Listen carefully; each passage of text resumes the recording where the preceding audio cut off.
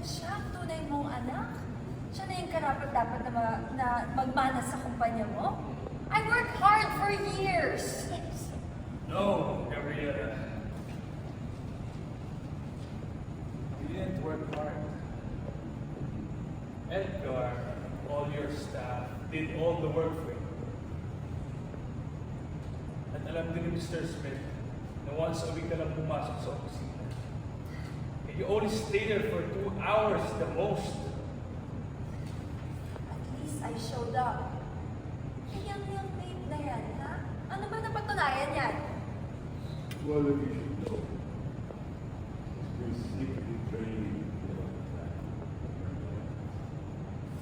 as the class of training in the US, and you're even lost brother, Carlos Esteban, will expand in provinces in this year. Not only that, 5 months na nag-observe si Carla sa mga hotels at resorts. Even presented her plans to the board, which you are expected of you to do.